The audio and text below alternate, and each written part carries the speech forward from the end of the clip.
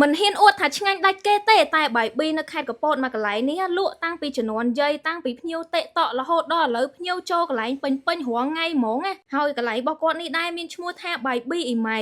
ចំពោះកន្លែងបងស្រីគឺផ្ដោតទៅលើបាយប៊ីជាពិសេសតែគាត់ក៏មានលក់បន្ថែមជាមួយនឹងម្ហូបអាហារផ្សេងទៀតដែរដូចជាបាយប៊ីបាញ់សុងឡតស៊ុបសាច់គោអាំងដែលដាក់ជាមួយនឹងបាយណាតែបើនិយាយទៅមកដល់កន្លែងគាត់នេះគឺអត់ខ្វះអីហូបហ្មងដោយសារតែកន្លែងរបស់គាត់គឺមានច្រើនជម្រើសបើបងប្អូនចង់កំងអីអាចសួរទៅតាមនឹងបានហើយបើបានបាយប៊ីញ៉ាំជាមួយជ្រក់ហិលហិលទឹកស៊ុបដាក់មួយម្ទេសបន្ថែមជាមួយ Express ទៀតណាគឺត្រូវគ្នាខ្លាំងហ្មងតោះមក Explore with Express ទាំងអស់គ្នា Express គឺជាផលិតផលរបស់ខ្មែរមានពីររសជាតិមាន Express Strawberry អ្នកដែលចូលចិត្ត Strawberry គឺដឹងទៅត្រូវម៉ាច់អីគ្រាន់តែបើកំប៉ុងមកភ្លាមភីក្លិន Strawberry ឡើងឈ្ងុយហើយរសជាតិគេនេះឡើងឆ្ងាញ់ហើយបើអ្នកដែលចូលចិត្តក្លិនទៅសក់ផ្អែមយកជាមួយនឹង Express Melon រសជាតិថ្មីនេះគឺដឹងតែជាប់ចិត្តហ្មងហើយបើបានញ៉ាំ Express ជាមួយនឹងទឹកកកត្រជាក់ទៀតណាគឺកាន់តែបន្ថែមរសជាតិឲ្យឆ្ងាញ់ហ្មងណាយើងជួយគ្រប់គ្រងផលិតផលខ្មែរក៏ដូចជាជួយដល់សេដ្ឋកិច្ចជាតិយើងដែរញ៉ាំ Express more than slay ហើយនៅតែមានបងប្អូនខ្លះគាត់នៅឆ្ងល់ថាអូបាយប៊ីនឹងអីគេ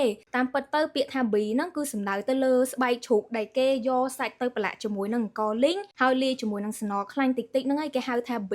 ហើយដាក់ជាមួយបាយទៀតមកបានគេហៅថាបាយប៊ីនឹងឯងហើយបើនិយាយពីប្រវត្តិកន្លែងរបស់គាត់វិញណាគាត់លក់តាំងពីជំនាន់យាយគាត់រហូតមកដល់ម៉ាក់គាត់ដល់ឥឡូវនេះបងស្រីគាត់ជាអ្នកលក់ផ្ទាល់តែម្ដងបើសរុបទៅគឺត3ជំនាន់ហើយបងស្រីគាត់ជួយលក់ម៉ាក់គាត់តាំងពីគាត់នៅក្មេងៗមកអាពេលគាត់ចេញពីសាលាឬក៏ថ្ងៃហ្នឹងគាត់អត់រៀនអីចឹងទៅគាត់មកជួយលក់ម៉ាក់គាត់ហើយរហូតដល់គាត់រៀនដល់ថ្នាក់ទី9ណាដោយសារតែអាណិតម្ដាយខ្លាចគាត់រត់អត់រួចព្រោះម៉ាក់បងស្រីគាត់លក់ពីរកន្លែងគាត់លក់នៅសាកពតផងគាត់លក់នៅផ្ទះផងអញ្ចឹងអត់មានអ្នកជួយទេគាត់ក៏សម្រេចចិត្តថាឈប់រៀនដើម្បីមកជួយលក់ម្ដាយឲ្យបានពេញដៃពេញជើងហើយគាត់ចេញមកលក់ខ្លួនឯងនេះប្រហែលបាន5ឆ្នាំហើយគាត់ប្រាប់ថាអាការចេញលក់ដំបងហ្នឹងភ័យផងអៀនផងហើយត្រូវភ្ញៀវថាទៀតថាអ្នកលក់នឹងមុខអត់អញ្ញឹមណាហើយខ្ញុំក៏សួរគាត់ថាចុះឥឡូវនៅអញ្ញឹមទៀតអត់គាត់ថាឥឡូវគាត់នៅតែបន្តអត់អញ្ញឹមចឹងដែរអ្នកលក់នេះក៏ប៉ុនដែរណានិយាយទៅមុខគេរៀងស្មើតិចមែនតែចិត្តកតញ្ញូចំពោះម្ដាយគឺមានច្រើនចឹងបើសិនជាបានមកដល់កពតហើយបងប្អូនកុំភ្លេចមកសាក់បាយប៊ី